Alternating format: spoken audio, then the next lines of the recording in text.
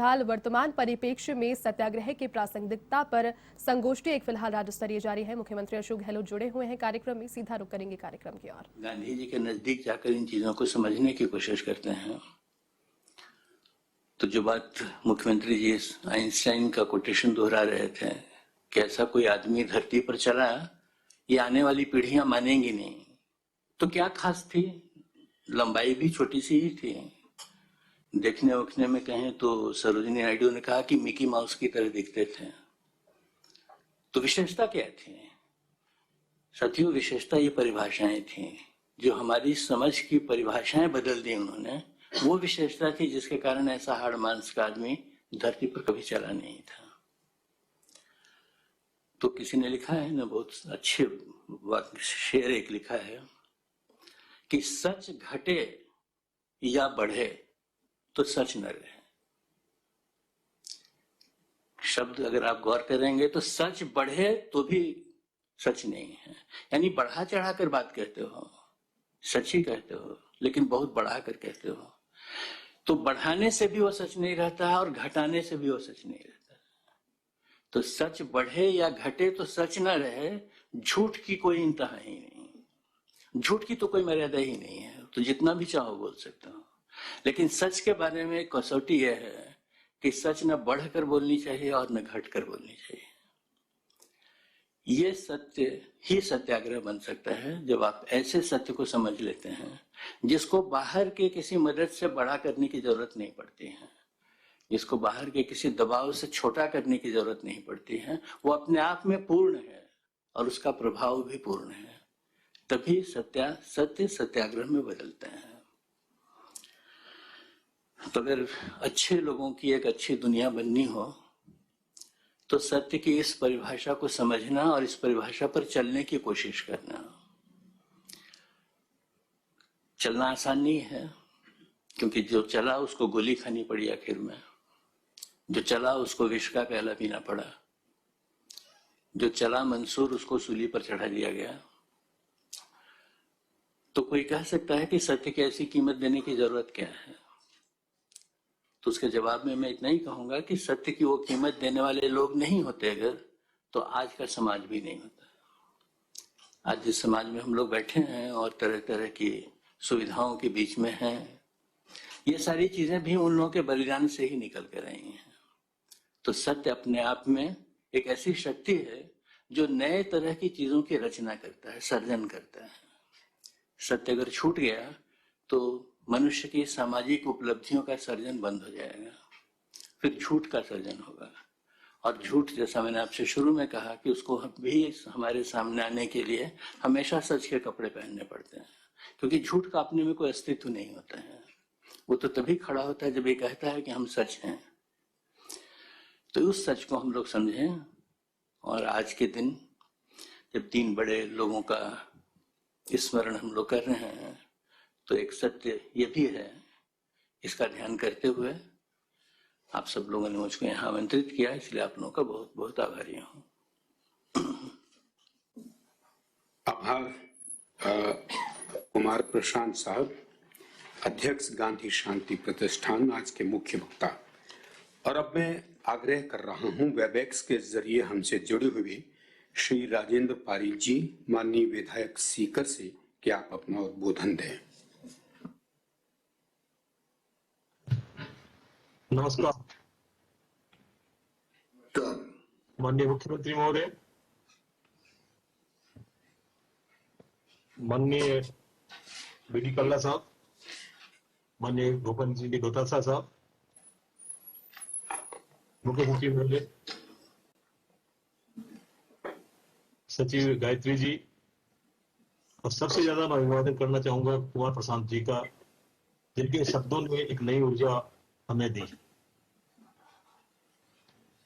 सीकर से जुड़े हुए मेरे साथी विधायक हकमरी जी, सांसद महोदय,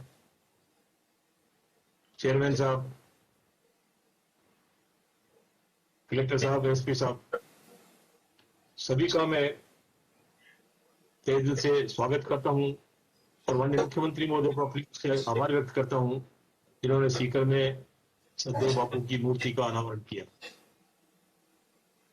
आज जिन महापुरुषों की जन्मतिथि है, बलिदान दिवस है, उन्हें स्मरण करना भी समीचीन है। आज लौह पुरुष सरदार पटेल का जन्म दिवस है, जिन्होंने विखंडित राष्ट्र को एकजुट बनने में अपनी अहम भूमिका निभाई, और वहीं दूसरी ओर उस एकजुट राष्ट्र को और ज्यादा सक्षम करने के लिए जिन्होंने अपना बलिदान दिया,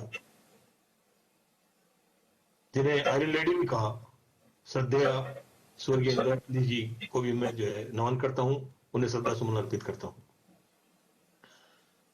जो विषय चुना गया कि सत्याग्रह की प्रासंगिकता, मैं समझता हूं कि गांधी 150 वर्ष बाद भी आज उतने ही प्रासंगिक है जितने पूर्व में थे, और आने वाले सदियों सदियों तक जो है गांधी जी उसी तरह से प्रासंगिक होंगे।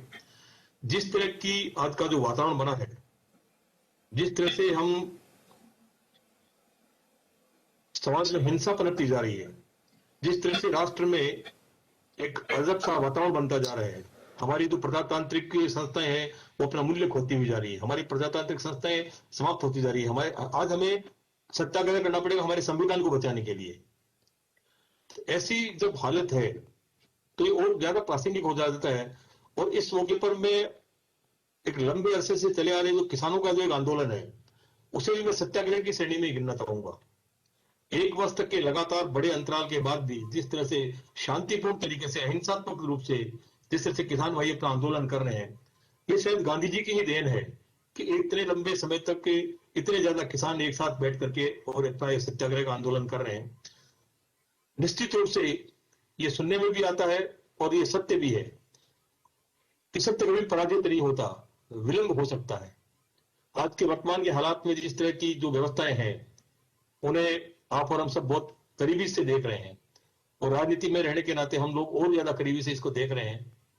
जिस तरह से झूठ का सहारा लिया जाता है, कुमार प्रशांत जी ने जो अपनी बात कही कि सत्य को स्थापित करने के लिए केवल शब्दों की आवश्यकता नहीं होती, लेकिन आज चूंकि लगातार झूठ बोला जा रहा है और झूठ बोल करके उसको स्थापित सत्य के रूप में किया जा रहा है, ये निश्चित रूप से एक ऐसा सत्य है जिसको परिभाषित करने के लिए भी उनको झूठ का सहारा लेना पड़ रहा है।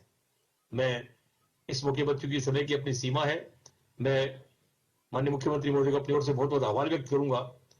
और सीकर में श्रद्धेय बापू की जो आपने मूर्ति का अनावरण किया है, यह हमारे लिए एक सौगात है, और मैं नगर परिषद का भी अभिवादन करूंगा, नगर परिषद को अपनी ओर से धन्यवाद दूंगा कि जब भी हमें आवश्यकता होती है वो तत्काल समय पे इन सारी चीजों को जो है हमारे वो सहयोग करते हैं। मैं एक बार पुनः आप सभी का अभिवादन, और खास तौर से मैं माननीय मुख्यमंत्री महोदय का इस बात के लिए भी धन्यवाद ज्ञापित करूंगा कि उन्होंने कुमार प्रशांत जी को बुला करके जिस तरह से एक नई ऊर्जा और चेतना अपने शब्दों के माध्यम से दी, मैं उन्हें एक बार पुनः धन्यवाद भी ज्ञापित करूंगा। और उम्मीद करता हूं कि समय समय पर इस तरह के उद्बोधन होते रहने चाहिए, जिससे जो नौजवान पीढ़ी है उनके साथ साथ खासतौर से आम जन में एक संदेश जाए कि गांधी क्या थे। गांधी का जो सत्य आज के 150 वर्ष पहले जो था, वही सत्य आज भी है। इन्हीं शब्दों के साथ में एक बार पुनः आप सबका बहुत बहुत आभार व्यक्त करता हूँ, बहुत बहुत धन्यवाद ज्ञापित करता हूँ। धन्यवाद।